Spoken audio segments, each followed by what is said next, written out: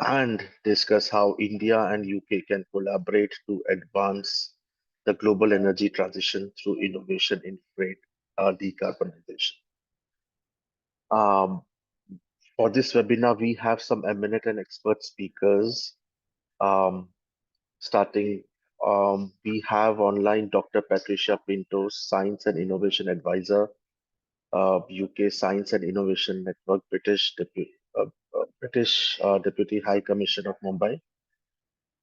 Um, we have Mr. Chris Welch, Managing Director of Welch's, who would be giving us a presentation on and insights on decarbonizing freight in the UK.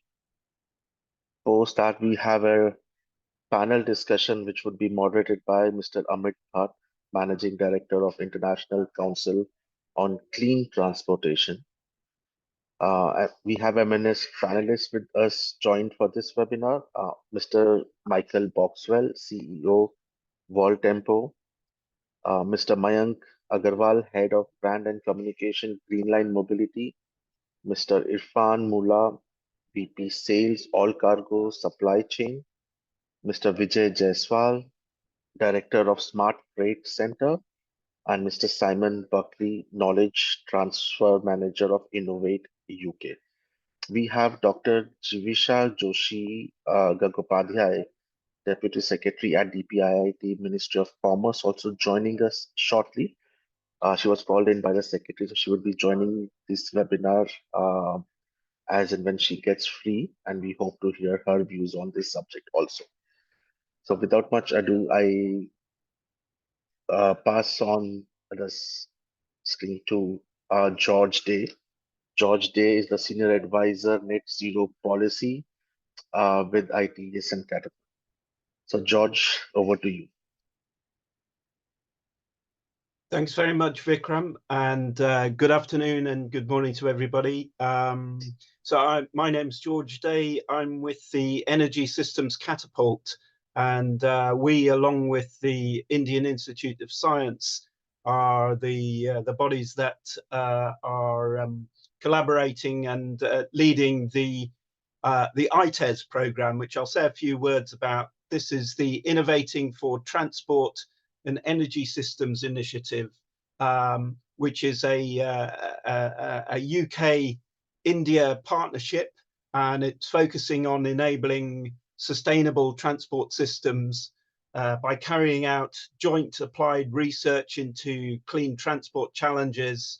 And we're really focusing on enabling the demonstration, supporting the scale up of new sustainable solutions. And we very much take a whole systems approach to the challenges of decarbonisation, considering all the aspects from consumer acceptance to business models and policy to supporting infrastructure. We are funded by Innovate UK and the UK Department for Science, Innovation and Technology.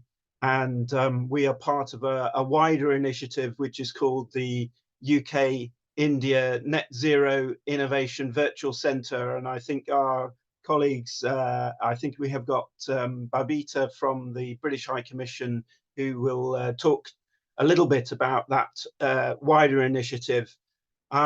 We're really focusing on catalysing that collaboration between UK and India on these very important challenges, creating a coalition of innovation policymakers, R&D companies, startups, innovators, investors and researchers. And we've been working on this for a couple of years. We've been working with Vicky on these webinars, and as Vikram said, that this is the second one. We've also had a number of other webinars focusing on various aspects of the energy, clean energy challenge, including battery energy storage, looking at hydrogen, and looking at some of the challenges around electricity distribution in India. But this one today, we're very pleased to focus on the challenges around road freight decarbonisation. We're delighted that we've got such a brilliant lineup of speakers for you to discuss that and the compare and contrast the challenges across India and the UK in decarbonising road freight. A very exciting area, and one of the areas where I think we're seeing innovation and electrification perhaps going much further potentially than we thought even a short time ago. And we've got some speakers who are very active in that space. So I'll stop there and hand back to Vikram, and looking forward, very much forward to the discussion today. Thank you. Thank you, George, for that introduction. And without much ado, let's invite our first speaker, first keynote speaker, Dr. Patricia Pinto from the British Deputy High Commissioner of Mumbai. Dr. Patricia Pinto, over to you.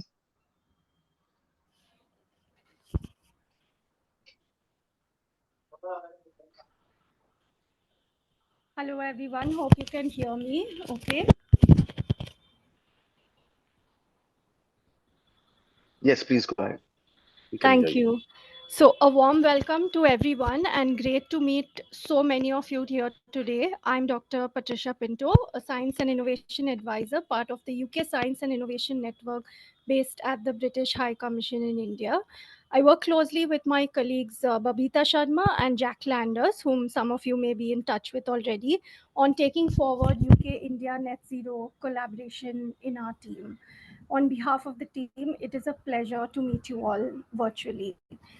We are delighted that colleagues at the Energy Systems Catapult are pushing forward this decarbonization agenda with IIC Bangalore and collaborating with the Federation of Indian Chambers of Commerce and Industry, among others, so proactively and creatively through the ITIS initiative. Thank you.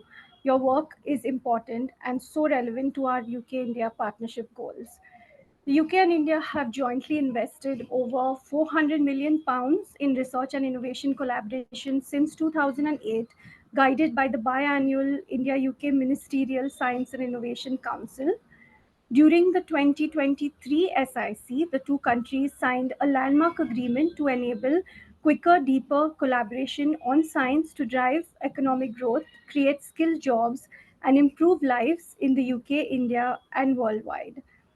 So the UK and Indian science ministers announced this UK India Net Zero Innovation Virtual Center last April, and we've made huge progress in setting up a range of impactful initiatives since then. The center is a landmark innovation coalition led by the UK government's Department for Science, Innovation and Technology, or DSIT, with Innovate UK, and the Indian government's Department of Science and Technology. This virtual center that is facilitated by our team, the UK Science and Innovation Network in India, harnesses this UK-India science and tech superpower partnership to accelerate the path to net zero.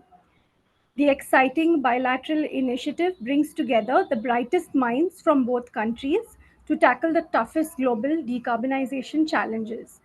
The center has facilitated UK-India collaboration through organizing events, sharing knowledge, and helping UK SMEs engage with the Indian market. The high impact superpower coalition of the UK and Indian innovators, researchers, policymakers, businesses, and investors are working closely to unlock ideas and action that net zero needs at scale and speed. The virtual center includes three priority modules that's focused on first, decarbonizing transport and energy systems. It also looks at decarbonizing manufacturing, particularly the pharmaceutical and chemical industry, and harnessing hydrogen. So the first of these pillars, that's led by the Energy Systems Catapult with the Indian Institute of Science and Social Alpha through the Innovating for Transport and Energy Systems Initiative, or ITES, focuses on innovation in clean transport and energy systems, bringing together the best innovation and research from both countries to test, fund, and fast track solutions. The fastest growing source of emissions, transport, accounts for 17% of global greenhouse gas emissions, second only to the power sector, and is one of the toughest challenges on the road to net zero. The second pillar that focuses on decarbonizing manufacturing, particularly the pharmaceutical and chemical industry, is led by the Center for Process Innovation with India's CSR National Chemical Laboratory. CPI's focus has been on a living lab launch, which is a triple helix platform and partnership of R&D labs, industry, and government. This includes continuous flow-based manufacture of medicines, solvent-free technologies, and a greater adoption of digital technologies in manufacturing, delivering upwards of 30% improvement in productivity as well as decarbonization gains. The third pillar, harnessing hydrogen, is led by the British High Commission in India. This pillar focuses on coordinating projects on clean and green hydrogen and is facilitating dialogues between the two countries in the hydrogen space by building a strong community between government, industry, and academia online. So the Hydrogen Partnerships team manages the UK-India Hydrogen Hub, a coalition of over 200 UK and India research groups and innovators that accelerate and enhance the role of hydrogen in the UK and India. And I know George has just spoken about ITES, but just to add to that, we know that ITES has supported around 30 innovators with mentorship, business skills, knowledge sharing, networking, and bespoke research on a wide range of technology areas. They have been delivering these knowledge series webinars, bringing together UK and Indian innovators and industry stakeholders, academia, and public authorities, as well as publishing a number of research reports. We know that UK-India collaboration has higher impact than UK or India alone, and recent data has shown that this collaboration has increased by over 60% between 2019 to 22, far more than with any other research producer so far. So we look forward to hearing more about the decarbonization of road freight today and how we can take forward further opportunities for collaboration. Thank you.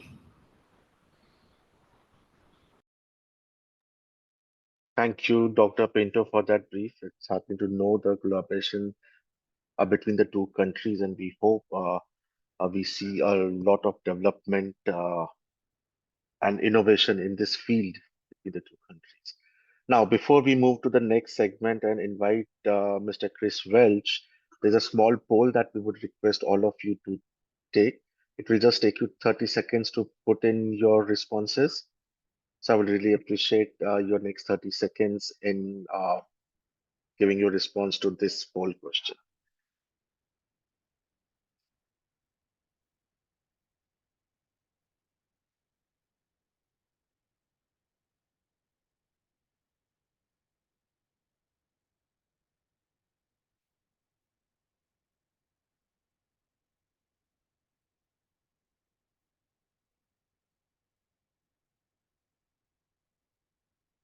Thank you. I am sure most of you would have registered your votes and responses to this question. Uh, Moving along, I invite Mr. Chris Welch, Managing Director of Welch's, to provide insights from decarbonizing freight in UK. Mr. Welch, over to you. I know we have a presentation lined up, so I would request my team to share the screen and the presentation.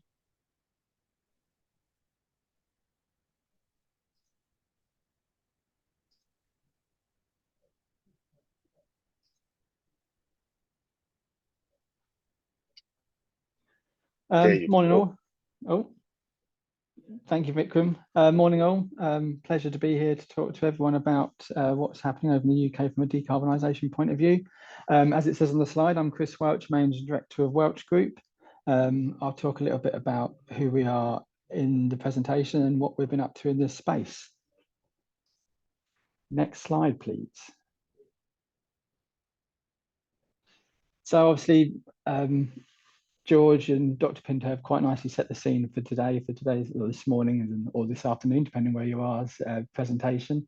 Obviously, both India's haulage sector and the UK's logistics market are very, very similar. They have a lot of similarities, a lot of opportunities. and a lot of ways in which we can collaborate going forward in my eyes. Both sectors have high traffic volumes, significant urban and intercity deliveries, complex logistic networks that do make decarbonisation essential for wherever you operate. Over here, we've begun exploring infrastructure like shared HEV charging through charging hubs. We're starting to look at vehicle-to-grid technology. These shared challenges and ambitions position both countries for collaborative initiatives that can accelerate and decarbonise both haulage sectors. Obviously, both markets recognise the environmental imperatives and to seek innovative solutions. Sorry. Next slide. So that sets the scene. So a little bit about us, and what I want to highlight here is we're not the biggest operator in the UK. It's decarbonising the industry is actually accessible to most businesses. You just got to jump in with both feet, as I usually tell people. So a little bit about ourselves. So we've been going for a long time. So we're 90 this year. It was started back by my great grandfather in 1934. So I'm fourth generation. We're family owned and operated still. I work alongside my dad and my brother, for better or worse. We operate a fleet of about 70 HGV, which obviously now includes electric, which I'll go into a bit more later in the presentation. We operate 3 transport depots across the east of England, all on the edge of urban areas, as you imagine. We do actually operate a Renault franchised OEM service dealer, so we are repairing electric vehicles already. So I'll share some insight into what we've learned in the last couple of years about repairing these new wave of vehicles as well. And there's numerous associations in the UK, and one of them is the Transport Association, which we helped found in 1955. And I think that I want to put that in this presentation because it leads to the piece about how much we need to collaborate, be it across borders within a single country. Everyone needs to collaborate to push this whole decarbonisation agenda forward. So yeah, next slide, please. So as you probably all are aware, and one of the reasons we're here today is this net zero journey, as we refer to it, is a beast. It takes a lot to get involved, overcome, and start making headway. So we actually started our journey 2.5 years ago now, and over here in the UK we have a body called the Energy Saving Trust that allowed us to give us a road to net zero, shall we call it, and they actually analysed all our telematics, all our vehicles, our delivery points, everything to try and give us a route to net zero. And then if we were to transition our fleet to electric or alternative fuel, what that meant from an infrastructure point of view. So it's always good to get going, get on with this journey and look for support from bodies that can help, like this one. Next slide, please. So our first electric lorry has now been on the road for a little over 18 months around the city of Cambridge. So far it's done 25,000 miles, as you can see there. For those who like some statistics, it's averaged 0.6 miles per kilowatt hour. Over its life, it's actually recuperated nearly 13,000 kilowatt hours, which is a new way of thinking when you start using these electric vehicles. Out of the total usage of the vehicle, that's actually nearly just over 0.25% of the energy that vehicle uses recuperated through its braking. What have we learned so far in the first 18 months? You need to engage with your workforce. Obviously, I have nearly 100 drivers working for me, and you have to go on this journey with your staff. In this instance, it was the drivers. For those who drive electric cars, you know it's very different driving an electric car to a combustion engine. And as we've seen from the figures just above there, a driver can make or break a vehicle and get that extra bit of efficiency out of them. Obviously, we'll talk about infrastructure a little bit later on as well. But you need infrastructure in place, you need redundancy. Now we operate multiple electric vehicles, it's even more prevalent. But as these batteries start continue to increase in size, you need to go from beyond having a 3-phase juice booster set up to actually having ultra fast chargers. And from our point of view, lean on your OEM, lean on those your manufacturer that are providing you with these vehicles. They have a wealth of knowledge, and obviously they have targets to hit now to get these vehicles on the road. So they will do all they can, and Renault have been amazing with us to help us on our journey. Next slide, please. So this is where it got really exciting this year. We had our first 42-ton electric go on the road, and this is part of a consortium-led piece by eFreight, which actually Michael leads, who you'll hear on the panel a bit later with Voltempo. So this vehicle's been on the road for just over a month now. Again, you look at these mileages, and this is one of obviously the setbacks in early adoption of EV is obviously the ranges aren't quite there yet. So our previous rigid that had done 25,000 odd miles in 18 months, a diesel equivalent, we'd normally done 40,000, and the same with this 42-ton electric normally, and a diesel equivalent would have done 5,000-6,000 by now. But it's all a journey, it's all learning, and to be honest, everyone's operation does have a use case for these vehicles. We work with a lot of data providers to analyze our fleet, and we probably have a good 15-20% of our fleet that could be decarbonised today and electric, and it would work, and that's without changing the operation. So we've got some key facts there with the 42-ton. And again, very early learnings from only running it for a month or so. But like I said earlier, infrastructure is key. Once you're charging 2, 3, 4 electric vehicles at night, like I said, a 3-phase socket won't do for these vehicles. These vehicles are got best part of half a megawatts worth of battery in them. So you do need a 50, 60 plus. Ideally, we have a 150 kilowatt charger on site to ensure that those vehicles can meet their duty cycles. And ideally, these vehicles want to run night and day, because again, with it being electric, the best thing about these vehicles is it's nice and quiet, so you can operate them at night. And to, again, the collaboration piece, to push forward this journey to get these vehicles out on the road across the UK, we're looking for points of collaboration, which again, I'll touch on just briefly at the end. Next slide, please. So maintenance. So we've already done battery swaps on electric vehicles. Obviously, a lot of operators run their own workshops. Sorry, the takeaways that we're finding already is the fact that our transport workshops aren't really up to the job of maintaining these vehicles. There's a lot more tooling that's required. There's a lot more training that's required. And in effect, your engineers now are qualified electricians as well as mechanics. So we're actually transitioning from ourselves. We're transitioning all our transport workshops under the umbrella of our truck centres, to enable us to get the support again from the OEMs, which is key. We have seen a reduction in maintenance, especially the smaller jobs. These vehicles are exactly as you'd expect. They're pretty bulletproof. We've obviously been using tech tools and bits and pieces for a good decade now on all sorts of vehicles, but it's even more robust on these next electric vehicles. But again, you don't want to kid yourself. Once something does go wrong, I should imagine there will be more doubt. There will be less jobs, but the jobs that you do come across will be harder to fix, or not harder to fix, will take longer to fix potentially. But again, I suppose the best example I've had is we had to do a battery swap on our first rigid. We had a battery cell die on us. And as opposed to that vehicle being off the road, that vehicle carried on driving. It just had lost 0.25% of its range. So that vehicle was out driving all day up to the day that it was booked into the workshop. It went to the workshop. We did the battery swap, which took probably 4 hours. Charged it back up, and it was back on the road that afternoon. So again, there's all sorts of silver linings when it comes to these new age vehicles. Next slide, please. Outside the vehicles, I'm just quickly going to touch on a few other areas that we're trying to do to innovate the space to help facilitate and again speed up the decarbonisation journey. So we have actually, we're looking at ways of changing the model, as I put there. So what we've looked at operating and have done within our Cambridge depot is what we refer to as an urban consolidation centre.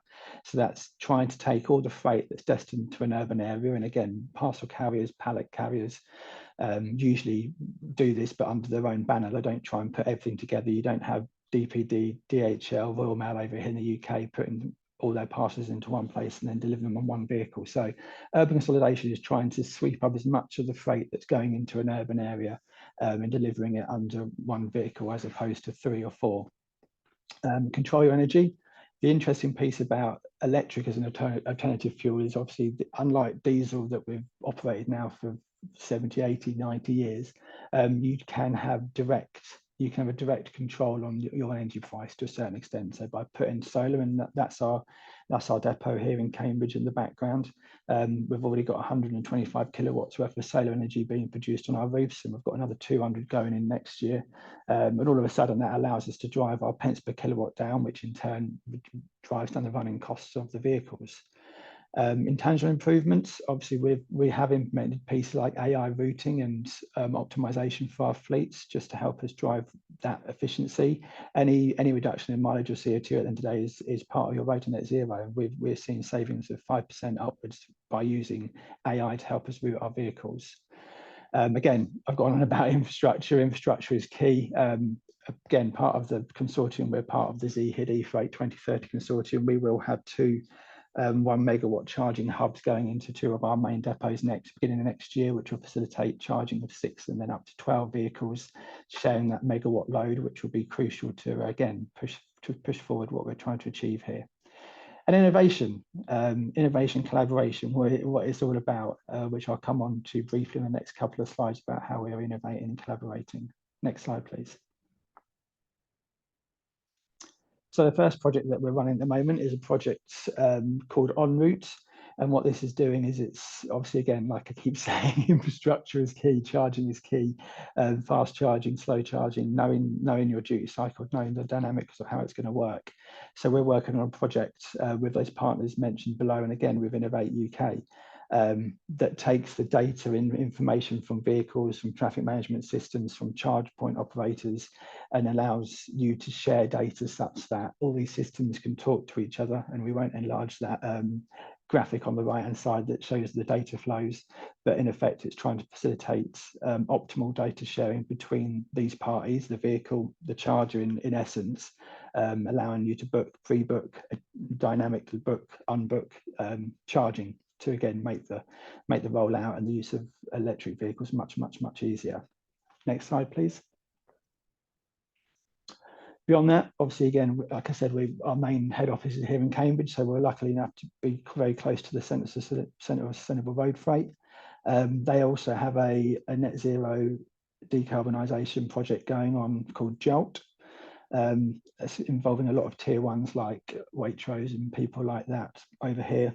A few of the names at the bottom: John Lewis, Volvo, Howard Tennant, to facilitate the use of, to demonstrate the use of 42-ton electric vehicles on the roads. Now we're a much smaller player than those people, so what we did is we asked to join and come along, and what we've done is we've put one of their telematics boxes, which provides millisecond tracking of our vehicle on our 19-ton electric rigid. So we've allowed the we've joined the project to hopefully share what we've already learned on that smaller rigid, and in return we get data from the bigger vehicles, which we now have as well. Next slide, please. But it's not, again, so it's not all about the vehicles, as I said. So again, our latest project that we've been working on is from a project called Cool Run. Now these are as lovely as they look so far. This is phase 1 and phase 2 of the design, but these are in effect temperature controlled pods. So these are pods that can transport chilled or frozen food, and ideally through an ambient network. So obviously over here in the UK we have a lot of pallet networks which we're members of as well. So these pods will allow you to send chilled or frozen food through an ambient pallet network, obviously greatly reducing the cost and the CO2 cost again of using alternative vehicles like a rigid or a van or a lorry. So we're looking at ways of decarbonising the chilled and frozen sector as well, but also providing better service to the customer base. Next slide, please. And the next, hopefully the exciting project that we're kicking off next year, and we touched on it earlier at the beginning of this webinar, is V2X. Well, it's microgrids really. It's V2X. Our project's called FlexNet, and it's looking at how we can in effect create that microgrid. So obviously, like I said earlier, about having your ability to control your energy. If you have PV, if you have wind, what happens when you put a battery on site? What happens when you can store 200, 300, 400 kilowatts of energy that's in effect being produced green? Can you take energy out of the vehicles, put it back into the vehicles, put it into your buildings, take it out to your buildings? We calculated at our head office in Cambridge, but if we transition to the whole fleet being electric, we would have 45 to 50 megawatts worth of storage on site at the weekend, because we don't operate Sundays. So with all those vehicles connected, how's the best way to share that load? So there's all sorts of opportunities when it comes to microgrids and energy control. Next slide, please. So that brings us full circle. So where next? And I had a little think before the presentation and thought of a couple of different ways that obviously we can support each other cross country. And the first one I came up with was obviously what I say I come up with. It's an obvious choice, which is already happening, as we know. It's the cross-country training and skills development. So webinars like this, forums like this, operators like myself talking to operators in India, just learning from shared experience, what's working, what's not working. Again, the mechanical piece is a big piece to bring into it. And then the second potential opportunity is battery second life program.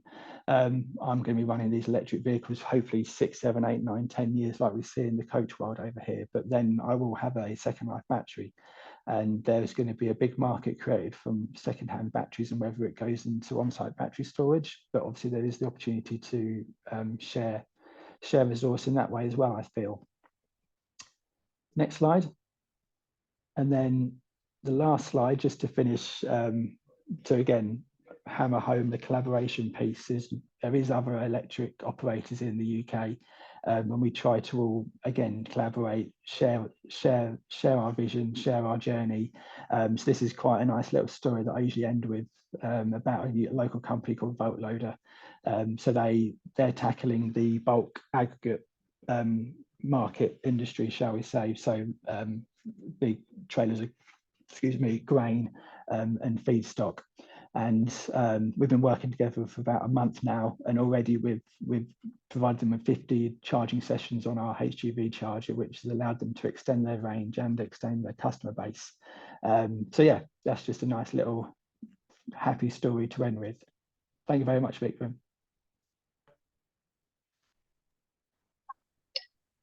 Thank you so much, Mr. Welch. It's starting to know the path you have taken under Welch for decarbonization and redefining the whole logistics area. So I hope this is replicated in India and elsewhere too.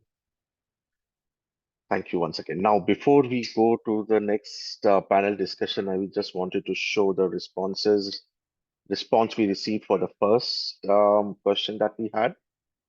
So lack of infrastructure has come out is something which everyone thinks is a major problem, along with high capital of green technologies. Regulatory challenges, I believe, would be handled, but once we have infrastructure and capital, access to capital, our questions would be answered. And I hope these responses or these questions could be addressed in the panel discussion, Mr. Bhatt. So now, before I invite Mr. Amit Bhatt, we go to the next question, poll that we have for you. Again, 30 seconds to answer that. Which technology holds the most promise for decarbonizing road freight?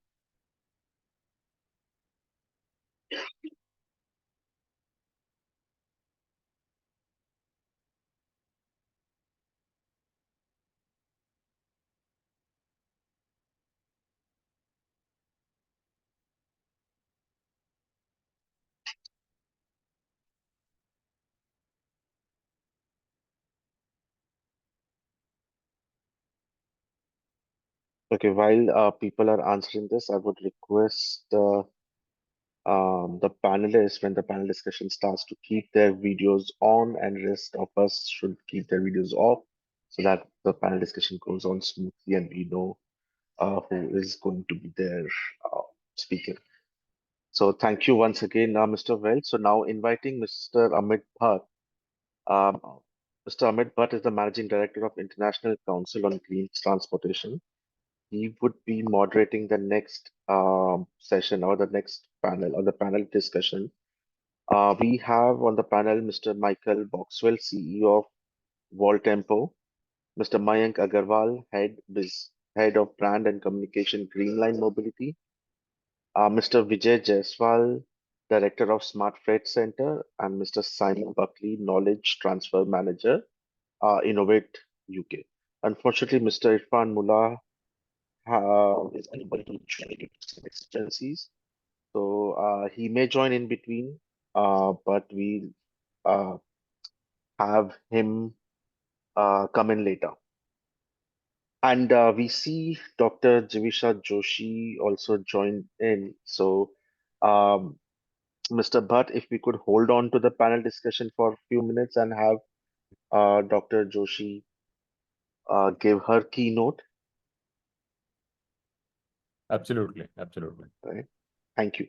So, first of all, Dr. Jivisha Joshi Gangopadhyay is the Deputy Secretary at DPIIT, Ministry of Commerce and Industry, Government of India. We welcome Dr. Jivisha to this panel. Thank you for taking out your time to be a part of this webinar on decarbonizing road freight. We are pleased to have you here and looking forward to your keynote and address on this topic. Thank you so much, Vikram. And I would like to first of all apologize for the delay in joining. I was supposed to be here at 3, but Parliament session is on and things are not as per our plan most of the time. So apologies for the delay. Coming back to the topic of discussion today, I must congratulate you to talk upon a topic which is so important to us. We are seeing the kind of development which is happening in this country and the kind of investment that we are seeing in every budget. There has been a consistent increase when you look at the transportation ministries. So if you look at the budget which has expanded when it comes to Ministry of Road Transport Highway, you will see the consistency in the growth, which shows the commitment of government on the side of development of good network of road highways.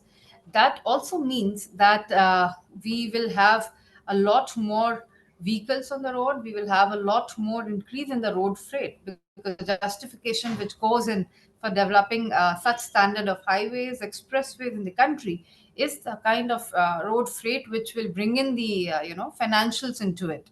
So I think we have been talking about a very pertinent topic, and if you look at it, we know that it's a very, very important sector. And road freight is also very important when it comes to the kind of emissions that we are having.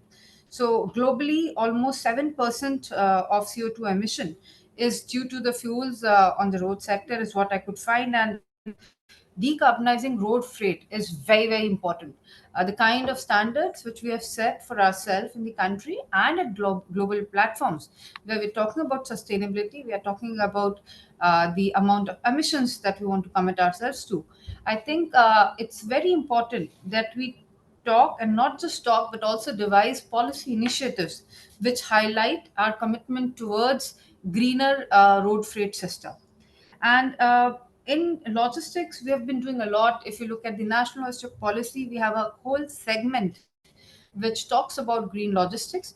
And we've also been working with various agencies like UNESCAP and GIZ and others, where we have tried to develop variety of models, variety of policy initiatives, which in the end flows on systemizing the road freight system.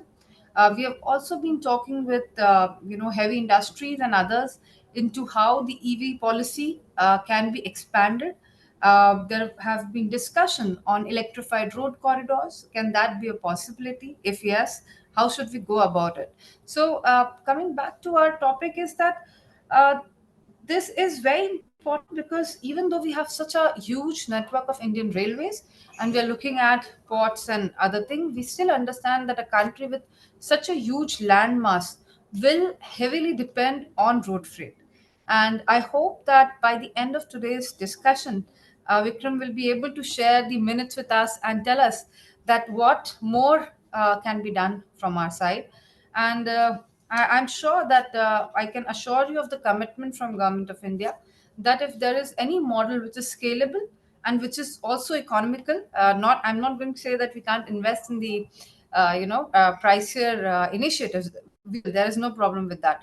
But yes, scalability and output. If you can, if you can come up with such models, we'll be happy to run pilots. We'll be happy to work along, and we'll be happy to work on the policies which can help disseminate such services till ground level. So thank you so much. It has been a pleasure and privilege to speak to you all. And I really look forward to, my team has also joined in online, and they've been taking notes. And I really look forward to the discussion records by the end of today's discussion. Thank you so much, Vicky. Thank you so much, Dr. Javisha, for this, and we are happy that, and we much appreciate that the government is taking correct steps and the right steps in this field, and industry is also very proactively working towards decarbonizing this sector. We have to meet our net zero goals, and this becomes one of the key sectors to address. And of course, after this webinar, we would be sharing the minutes with you and also some of the key suggestions that come out of the panel discussions. Thank you so much, Dr. Divisha, for joining us. We hope you continue for the rest of the webinar, but I understand you have some other commitments, so we will not keep you. But my team is there, Vikram. I assure you that they will be coming back to me after the discussion. Thank you. Apologies. Wonderful. Again, Parliament session, it's just a bad time. I'm sorry. Thank you so No, much. we can understand. Thank you so much. Thank you for having me.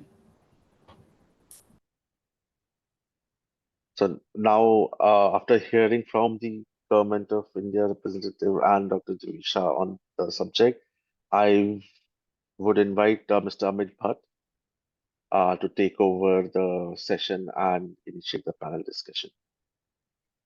Thanks a lot, Vikram. Very insightful discussion. In fact, I really liked Dr. Javisha's remark where she said that even though we have such an extensive network of railways, freight still continues to be predominantly using as a road as a mode of transportation. And we understand there's a reason why this is happening. And so while in an ideal world, we would definitely like to kind of encourage, and which we should, on the modal shift. But we know even with all the extensive network, road will continue to play an important role in freight movement in India. So the big question is, how do we decarbonize the freight segment, especially that when almost 3/4 of the freight is being moved on road. So with that as a background, I think it's good to have a very eminent speakers in this panel. So we have, as introduced earlier, Michael from Volt Tempo. We have Mayank from Greenline Mobility. Vijay, a dear friend, is from Smart Freight Center, and Simon from the Knowledge Transfer. And I think Mr. Irfan Mullah will probably join slightly later during the course of this discussion.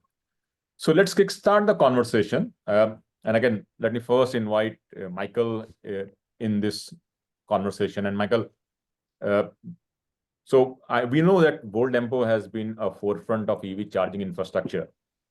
And my question to you is that how do you envision the fast charging, the ultra fast charging network, especially when we're talking about freight, when we're talking about trucks and heavy duty vehicles? So that's one part of the question. The second part is, how do you think it will play out in a developing country like India? Okay, so what we're doing here in the UK, we've created a consortium called eFreight 2030, which is bringing together fleets, including Welsh's Transport and many others across the UK.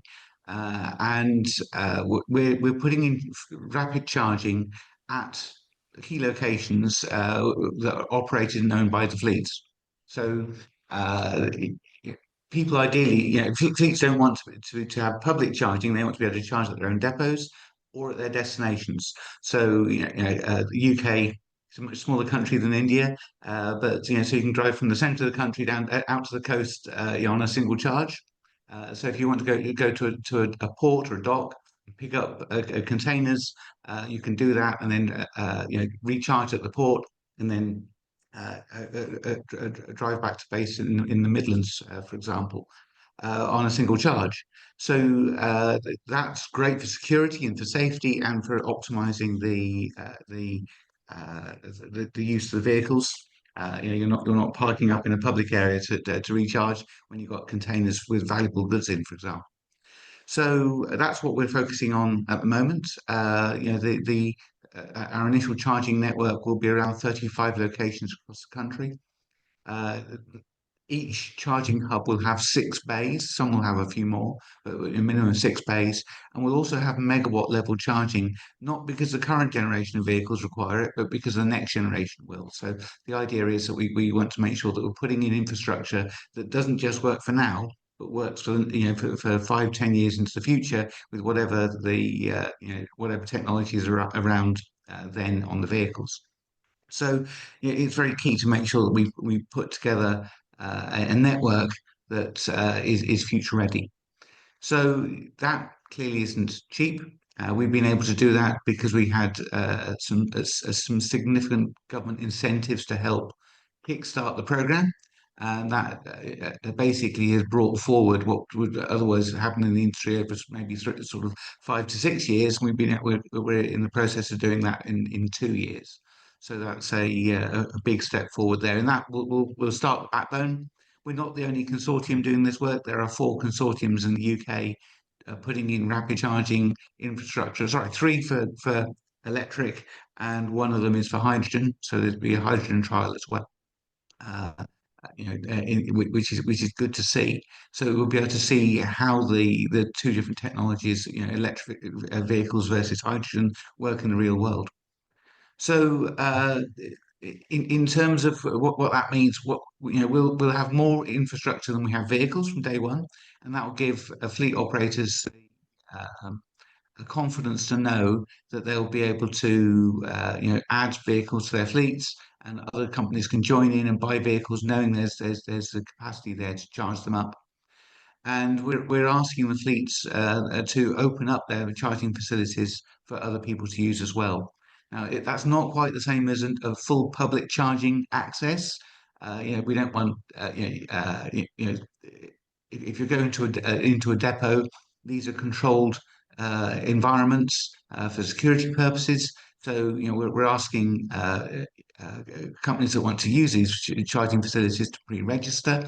So, and you would book your charging slot in advance, may only be a few minutes in advance, but it means that when your driver turns up at the gate, the security team at the site already know who you are, why you're there, how long you're going to be there. You can be directed to the right location, and so on. So you've got a safe, secure charging environment for these large vehicles, and of course it's very separate to car charging. Big trucks and cars don't really mix in a charging environment. You need a lot more space, a lot more maneuverability for your heavy goods vehicles. So we're making sure that they are dedicated charging solutions. Absolutely. No, this is very interesting. Thanks a lot, Michael, for sharing the perspective. And I think one great takeaway for me is what you said was, from day one, there are more chargers than vehicle. I think that's the key, because unless you have charger, and these are heavy duty vehicles, you can't be charging at home. They require public charging or captive charging facilities. So you need to have this charging infrastructure ready before the vehicles come on board. So thanks a lot for this. Mayank, let me just follow up with you. And we know the green mobility, Green Line Mobility has positioned itself as a leader in the sustainable freight ecosystem. So could you highlight some of the recent projects that you have initiated and how they are kind of linked to reducing emission from the freight operations? All right. So let me just start with a quick background.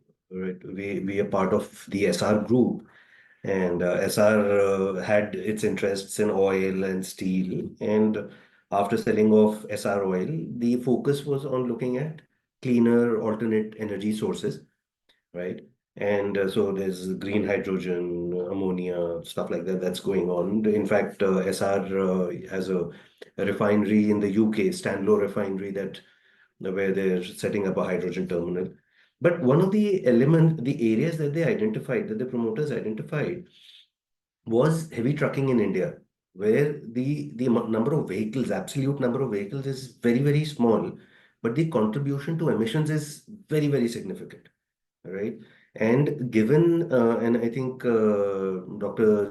Jivisha also mentioned that, given that approximately 70% of the freight in India moves on road or moves by road, this this was identified as a critical area to be addressed. And so we looked at saying that, all right, if this is to be done, what are the technologies and what is the solution? Hydrogen, 3-4 years back, hydrogen was really being tom-tommed as the solution, but the realization was that the technology is still a few years away from being commercially viable for transportation, for use as transportation fuel. And electric, again, at 3 years back, was still in its infancy, at least in India, as far as heavy trucking was concerned. So we looked at LNG as a first step to say that, all right, can we get something that starts reducing emissions without compromising on the operational efficiencies? And that's where we've started. In fact, in December, we have completed 2 years of operations. We started in 22 December with LNG trucks, and today we have over 500 of these trucks operating across the country. And what we are doing, again, the infrastructure point, that Michael just spoke about, we realize that yes, infrastructure is a problem. So we also have an arm which is building stations, building LNG fueling stations. So as we speak, we have 5 stations that are operational and a plan to set up 100 of these stations across the country. So this is about offering a solution, to the corporates and helping them reduce their scope 3 emissions. So we've, I think the first 2 years has been just sort of doing a proof of concept, and for us also understanding the business, understanding the fuel, and the expectation and the plans from here now is to get to 10,000 trucks in the next couple of years. All right, there are many more stations coming up. We expect in the next 9 months the entire country to be connected via a network of LNG fueling stations. So that was the step one that we took, because for long haul, where you have distances of 1,000, 1,500, 2,000 kilometers, LNG works as a much more practical solution for reducing emissions. And what we've also started doing, and in fact, you'll hear about this hopefully in January itself, we are also coming out with an electric truck, 40-ton payload. And that is, and again, we will ourselves will be setting up the fueling in the charging stations also. So we, as Greenline, we, as the name, as we've named ourselves Greenline Mobility Solutions, right? So we are developing the whole package. So it's not that I'm bringing the truck and, I'm depending on anyone else to set up the charging station. We are setting our own charging stations, are working with clients and creating these corridors. So January onwards, you'll see that happening. And what we are also doing is fast charging is one aspect. We, given the fact that these are much more expensive vehicles, and the fact remains that in India, at least, I don't know about UK, if any customer is willing to pay a premium for green transportation, in India, there is no question of premium. On the other hand, in fact, we have customers, with their own calculation saying you need to reduce the freight. You need to give me a lower freight because the running cost is lower. No one looks at the capex, of course. But right. So what we have done is we are also coming up with a battery swap technology. Right. So the idea is to keep the vehicles on the road, no charging, downtime for an hour and a half, 2 hours. Come in, swap the battery, get out. Literally, we've timed it, right? As they say, under test conditions, comes to around 3 minutes in to out, which, to make it viable, I think will be a crucial sort of development. So the whole idea, again, coming back to the fact that 70% of our road has 70% share of the multimodal transport. The emissions have been very high, right? So even with BS6, right, the government has taken the right initiatives. BS6, on the face of it, the emissions are very, very low, diesel, BS6 diesel vehicles. But on the ground, because there is scope for tampering, right? You have the situation where drivers are mixing adulterated fuel and trying to save a bit of money, pocket a bit of money on the side.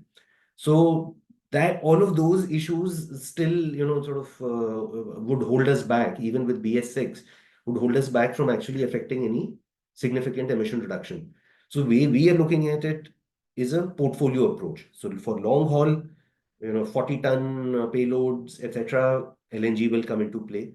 For the medium term, so medium range, let's say up to 300 odd kilometers, electric is something that we are looking at, we are bullish on, saying that that is the beginning. So over the next 1 year, that is what we are working on, and that is what we have in mind. And the plan, like I said, is to have 10,000 of LNG and EVs deployed over the next couple of years. Thanks, Mank. Very, very interesting. 10,000 trucks, mix of LNG and electric in next couple of years would be really, really very interesting.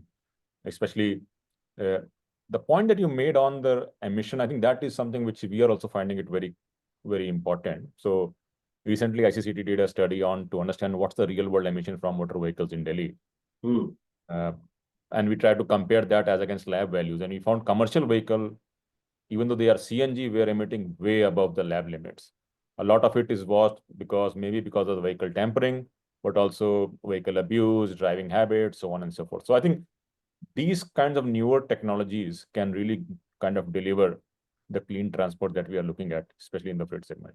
One is that, right? And another aspect, Amit, is that so we also have set up systems and command centers, etc., to monitor behavior on the ground. How are they driving? Are they driving in the correct ratio? All of those, like you said, vehicle abuse, right? So controlling all of those, monitoring, counseling drivers, all of that aspect, is crucial. We work very closely with our customers, the corporates, to reduce vehicle detention, right? So in some of the sectors, commodities, FMCGs, vehicles are standing for 24 hours, 48 hours even, right? Just waiting for loading or waiting for unloading. So we are working with them, we are emphasizing and sort of impressing upon them that their efficiency also will improve if, things, they sort of streamline. So we work with a lot of customers to get that into play. Absolutely. What we're also doing, and just to add a last point, is that it's not just us Greenline, and we're saying that we will do this only for ourselves. Our focus is on building an ecosystem. And we are also working with a lot of transporters, right, who are interested in these technologies to share our learning with them and to help them, get started. So for LNG, for example, long-term contracts is a big obstacle, right? It's a very, it's abstract for someone who's been used to diesel and knowing what the diesel prices are, right? So we're working with them, we are helping them understand, and of course the network that we're building gives them the confidence that all right, we can also run vehicles and at least fuel will not be an issue. Absolutely. So on that, maybe I'll bring in Vijay in the conversation. Vijay, so one of the key issue which Mayank mentioned was building the ecosystem. So at Smart Freight Center, how are you bringing multiple stakeholders together for advancing the zero emission trucking conversation? If you could share some insights on that.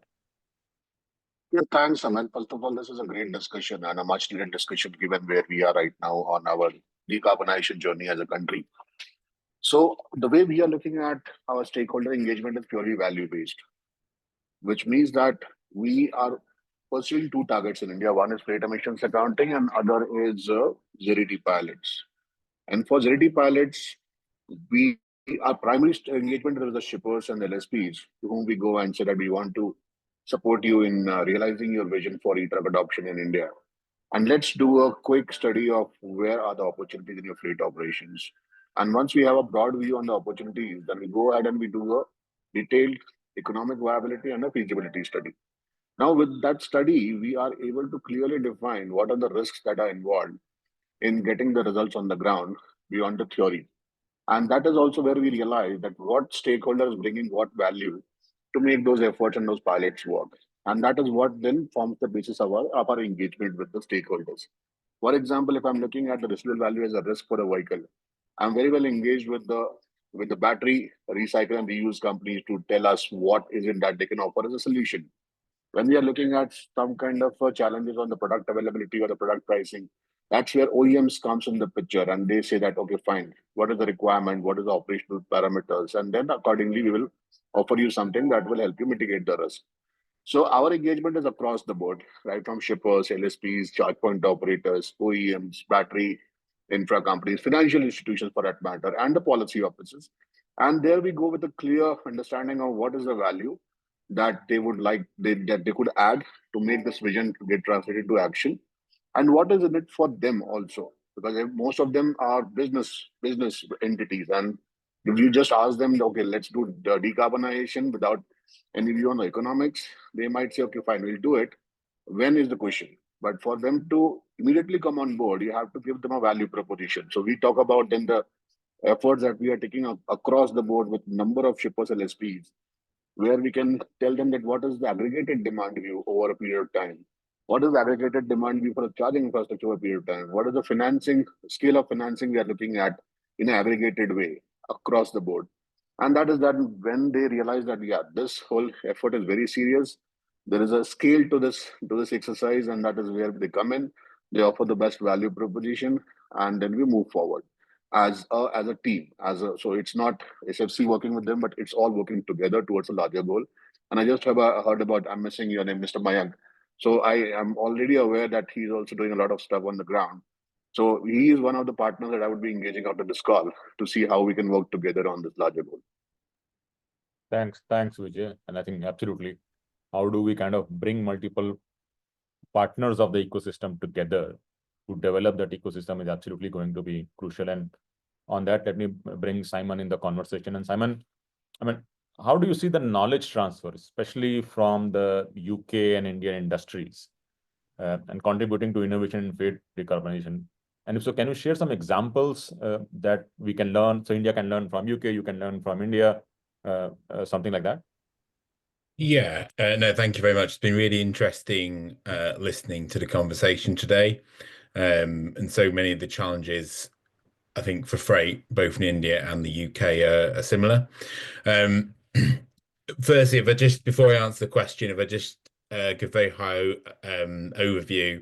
So we are Innovate UK, the UK's innovation agency, and we do a lot of stuff on R&D, new products, processes and services, including the Zero Emission HGV and Infrastructure Demonstration Funding Programme. That's on behalf of the Department for Transport.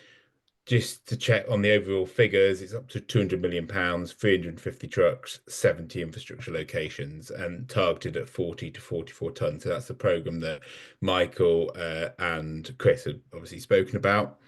I think one of the challenges for zero emission freight or decarbonising freight is making sure it can work on a number of different duty cycles. And it's quite interesting, both India and the UK offer unique use cases, I feel. So in the UK, we are a pretty small island. It doesn't, I mean, it probably takes 9 hours to drive from one end of the UK to the other. So because you're constrained, it changes how you can use infrastructure and what type of decarbonisation solutions might work for you.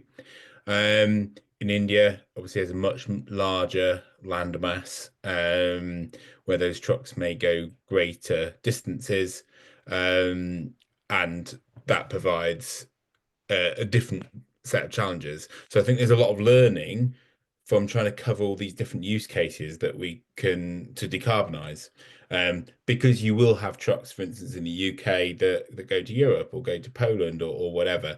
Again, it's a very long journey, maybe more similar to some of the operations in India. And I think India has obviously some very high density freight systems as well.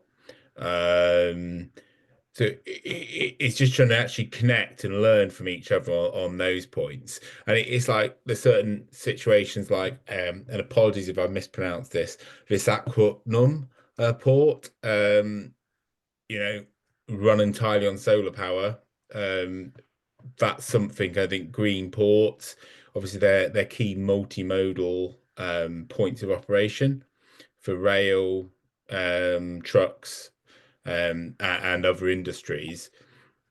Learning how that has gone, and what opportunities there may be coming from that is really interesting.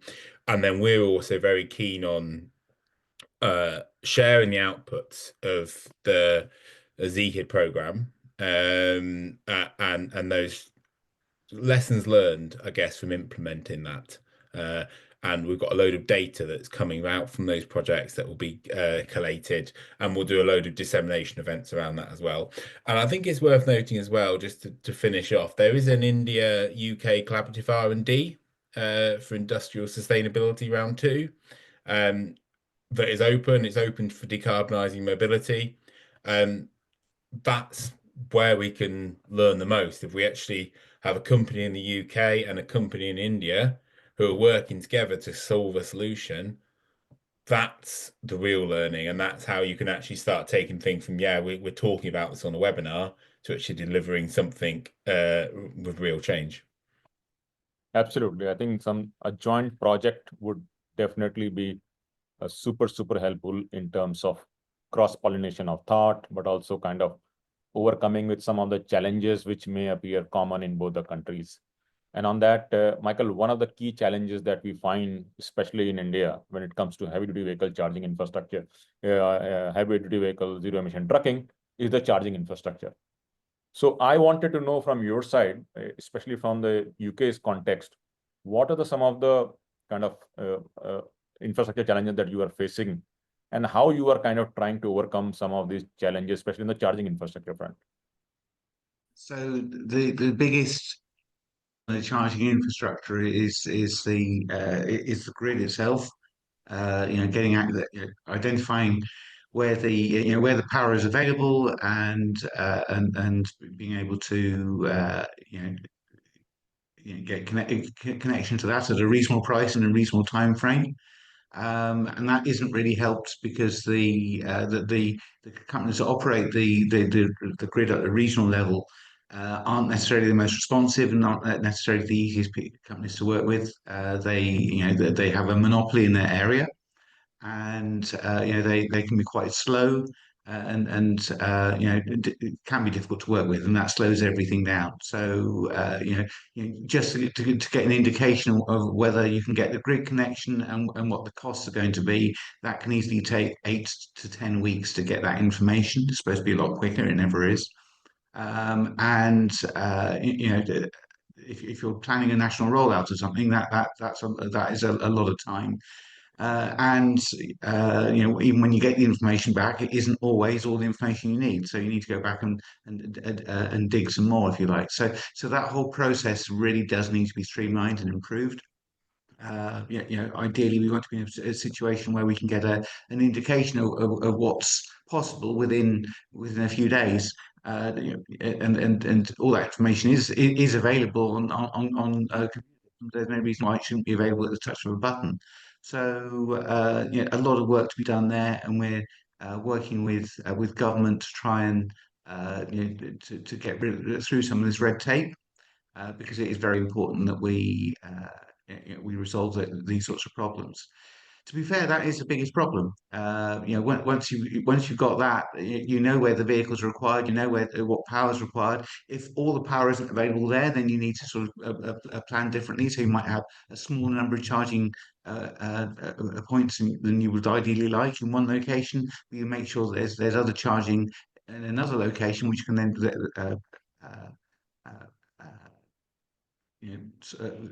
plug that gap, if you like. And then it's a case of analysing what different scenarios you can then cover. So that's not such a big problem, I guess, when you're starting out, because you can always say, okay, well, we won't cover a certain part of the country for our initial rollout. We'll focus on another area and do it that way. But that's certainly going to be more of an issue going forward, as we want to really force through a lot more decarbonisation. So and I mean that there's a number of problems we are seeing with for the massive rollout of electric HGVs in the UK, heavy goods vehicles. So the trucks themselves are very expensive. We have legislative issues because the weight of the batteries on the trucks mean you can't carry as much freight. So we need to resolve that issue. The cost of the charging points are expensive, and the cost of the grid upgrades can be expensive. And we need to look at solving these problems together as a whole system rather than just individual ones necessarily. And we've got some quite bold ideas of how we can do that going forward. And but we need the support of government to make that happen. And we're working quite very closely with our Department for Transport to make sure that we get the support from them and the ministerial time required to make sure that legislation can be changed. To really sort of supercharge this rollout going forward. We're working closely with the truck manufacturers to see how we can bring the prices down. So at the moment, a diesel truck will cost around £100,000. An electric one will be 250 to £300,000. So it's 2.5 to 3 times the price. And so we're looking at how we solve that as well, and also what we need to do on the charging hardware so that we can optimize the designs, bring down the pricing of that. So a 6-bay charging system, we're aiming to half the price of that over the next sort of 2 years as well. So it's looking at the whole industry and seeing how we can solve those problems. It's going to take a lot of money. But the prize is huge. If we can get to the point where the cost of the trucks is halved, if we can get to the point where the infrastructure prices is halved, we then have a situation, and we've got this. And if we can get the legislation changed so we can carry more weight on the electric trucks, actually, electric vehicles then become the lowest cost form of transport for this industry because of much lower running costs. And so we can affect major change within the industry, and the industry is prepared to invest in that to make that happen. So that's what we're working on at the moment. Thanks, Michael. Very interesting insight, and especially the whole issue of penalty, the weight penalty for batteries is definitely a very, very important conversation that is also happening in India, and some of it we are involved in. So Mayank, on this one issue that you mentioned, that there is no green premium as such which the consumers are paying. So my question to you is, how can we create more awareness around this driving for green freight solution, especially in the traditional industry players? Do you have some insights on how can we more market it, create more branding, more buzz around it? Yeah, absolutely. Sorry, my apologies. Sorry, I thought you were asking me. In the UK, we're doing a little bit of work. We're working with end customers to really understand their needs and their desire for decarbonisation, and that's starting to come through on tenders, proposals, and that sort of thing, which is great news. So, and people see that although it might be a little bit more expensive initially, that there are that in some cases they are prepared to pay a premium for green transportation. Thanks, Michael. Mayank, your insights on this? So, Amit, what happens is that all the procurement functions and the logistic functions are under pressure, and their KRAs are only about timely dispatches and reduction of cost, right? So, and that's the practical ground reality. We've got to work with that. So, what we have represented to the government too is that there has to be some encouragement, some incentivization that has to come from the government. Today, green fuels or alternate technologies are actually penalized, right? GST is phenomenally high. There is no concession on tolls, right? Financing cost is very high. No bank, no financing institution is willing to really give a good rate, competitive rate. So if today I want to buy a diesel truck, I can buy a diesel truck, I can get it financed at throwaway prices at the drop of a hat. Now for our LNG trucks, and we foresee this also happening for our EV trucks, vehicle financing is a challenge, right? So as a corporate, we've managed to sort of fight through, struggle through, even at a higher cost. But for a widespread adoption, some of the elements that the government needs to step in some way is one, through taxation, right? Sort of structuring the taxation in a manner that encourages the deployment or purchase of these green fuel vehicles, right? The things like incentives on tolls, incentives on road tax. There are various things that the government can do so that to the consumer, to the corporate or the shipper, there is some benefit that they are seeing, right? So it, we've got to be practical. While they may have billion-dollar ESG budgets, right? But when it comes to these functions, that doesn't matter. Their KRA is very clear, their deliverables are very clear, and that has to come through somewhere. We do as a transporter, we can do what we can do, right? In terms of providing the solution, ensuring that the solution meets their needs and sort of ups the ante on what they used to, right? Through use of technology, through use of command center, through use of ADAS technology, all of that. But there is some intervention that the government needs to bring to the table to really make the deal lucrative for the end consumer, for the corporate that is actually paying the money for transportation.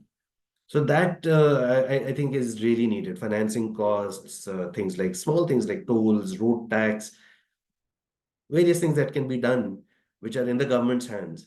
But they've been sort of dragging their feet so far. Thanks, Mayank. I think Even for infra building, for example, like a station, LNG station that we set up is around 10 crore rupees.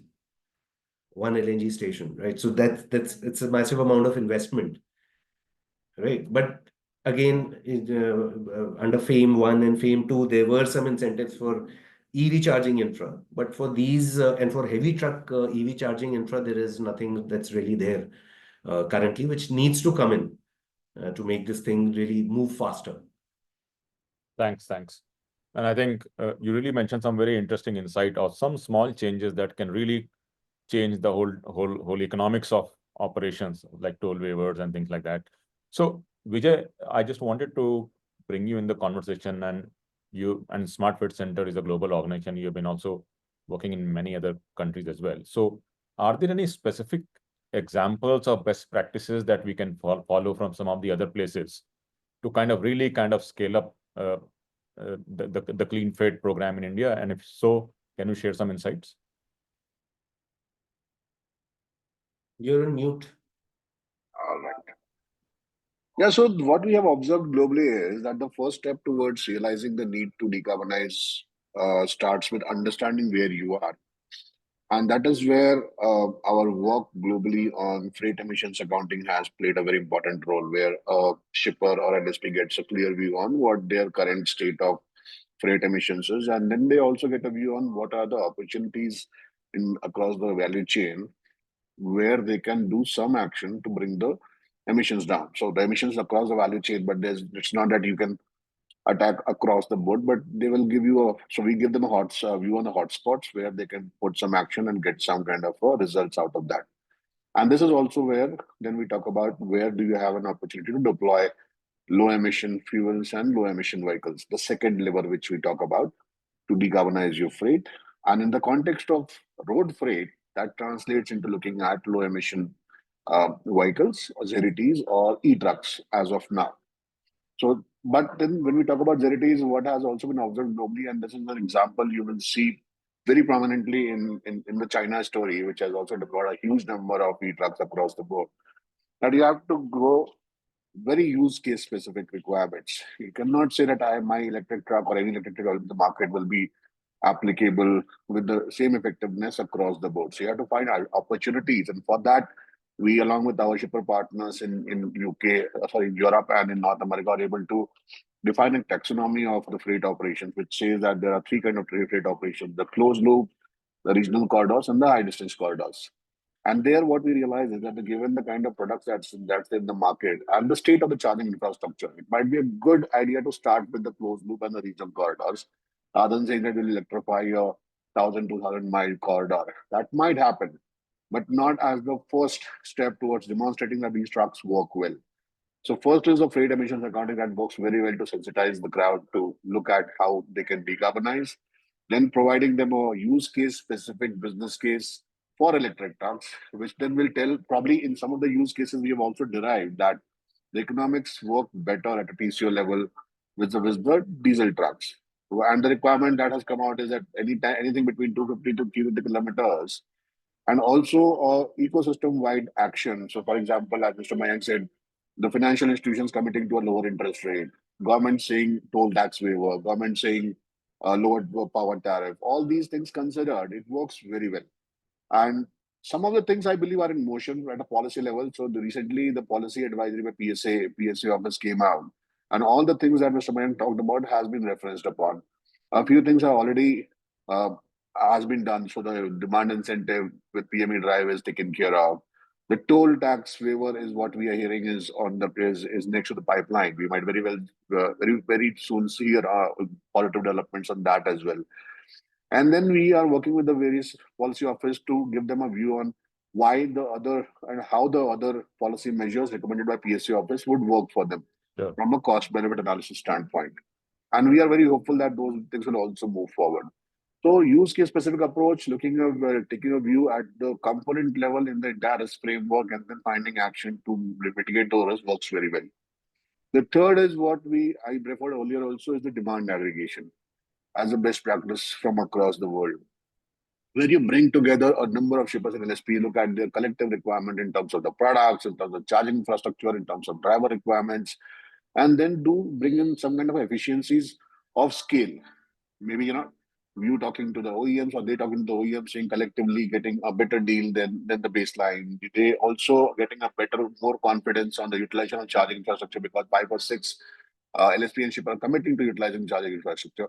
So demand aggregation for vehicles and for charging infrastructure and other requirements is also going to play a very key role. And this is what we have already established with various efforts we have taken across the globe. So freight emissions, demand aggregation, and use case specific approach is what works very well globally. And we feel that they will also work very well in India. Thanks, Vijay. Before we close, one quick question to Simon. And Simon, you mentioned about pilot.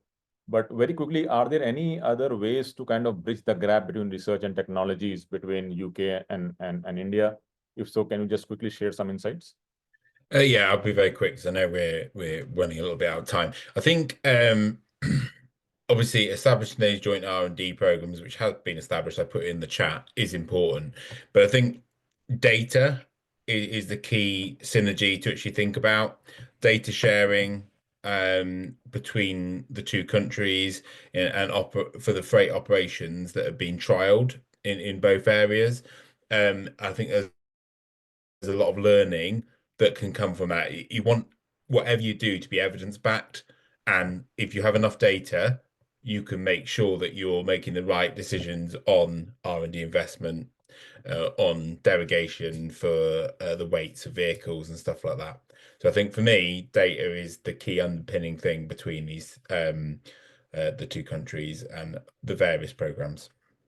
Thanks, Simon. I think data is absolutely critical, and I think with some of the newer technologies, getting data would be relatively easier. And so the question is, how do we share the data? How do you analyze this data? And how do you take the data into action is going to be very critical. We have almost run out of time. And again, I think we were about 45 minutes in the conversation. Had we had another 45 minutes, we would have continued this conversation forward. But for now, I'll pass it to Vikram to take it forward. Thank you, Mr. Bhatt, for that. That was a good discussion on the panel. I thank all the panelists here. It was as I said, a good discussion. A lot of things for us to absorb and work on. There were some synergies which had come out. There was talk of pilot projects. So let's see how both the countries and organizations can take it up forward. Uh, I will have to apologize to all our participants here, though there were some questions for the panelists around. Unfortunately, we have kind of run out of time. What we will do, okay, there's a poll 3 for you. You can respond to this by meanwhile. So what we will do is we have noted down all the questions that were addressed to the panelists and in general. We will reach out to you individually and maybe get responses to those. And once we have all the responses to the questions that were asked by all the participants, we will share it across with everyone so that everyone gets the response they seek and maybe some other information that others have asked. So thank you once again. Before we close, I would want to request George to come back online and do the closing of this panel. But be assured there is another webinar coming up soon, and we will keep every one of you updated on the same. So please look out for our notification. George, over to you. Thanks very much, Vikram, and thank you to Amit and all the panelists for a fascinating discussion this morning. I've actually found this morning's discussion really inspiring, actually. The road freight and transportation space is a very practical sort of area, very kind of logistics driven. It's I think we've got people who work in this space are real problem solvers, really practical people, get stuff done. And to hear some of those initiatives happening this morning has been very inspiring for someone who gets bogged down maybe a little bit too much in the policy space. So congratulations on the progress, the inspirational sort of practical work that's being done in this space. I think there's tremendous potential here. Also big challenges around infrastructure, particularly we heard, but the potential for not only emission savings, but other benefits in terms of better logistics, noise, maintenance, you know, all of these other benefits as well, I think are there to be taken. So a lot of work to be done. Very inspiring to hear the initiatives, and I think great to promote knowledge exchange and partnerships across India and the UK. So thanks very much, and I look forward to further discussions on these issues in the future. Thank you very much. Thank you once again. Pleasure. Thank you. Thank you, everyone. Thanks, everyone.